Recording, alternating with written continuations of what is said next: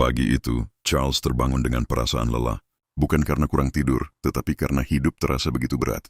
Target pekerjaan menumpuk, cicilan berjalan tanpa jeda, dan media sosial seakan berlomba memamerkan kebahagiaan orang lain. Ia duduk di tepi ranjang, menatap layar ponselnya. Temannya baru saja membeli mobil baru, yang lain liburan ke luar negeri. Charles tersenyum tipis, lalu bergumam pelan. Kapan ya hidupku seperti mereka? Hari itu hujan turun sejak siang. Charles pulang kerja dengan tubuh basah dan pikiran kusut. Sesampainya di rumah, listrik sempat padam. Rumah kecilnya terasa gelap dan sunyi.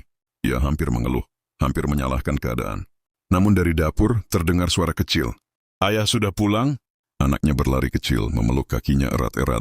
Istrinya muncul membawa lilin menyala dan sepiring pisang goreng hangat. Maaf ya, cuma ini yang ada. Tapi kita makan bareng. Di tengah cahaya lilin yang temaram, mereka duduk bertiga. Hujan masih turun, angin masih berhembus. Tapi entah kenapa, hati Charles terasa hangat.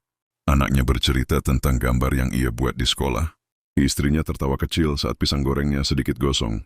Tidak ada meja mewah. Tidak ada makanan mahal. Tidak ada foto yang bisa dipamerkan. Tapi ada tawa, ada pelukan, dan secukup. Malam itu Charles menyadari sesuatu.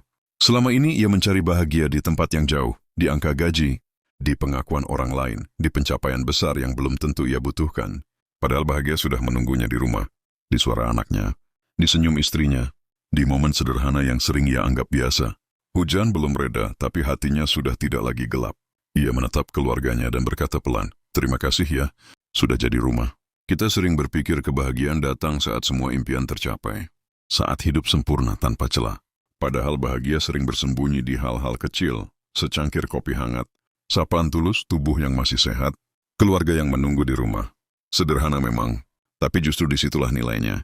Karena pada akhirnya, kebahagiaan bukan tentang seberapa banyak yang kita miliki, melainkan seberapa mampu kita mensyukuri apa yang sudah ada di sekitar kita.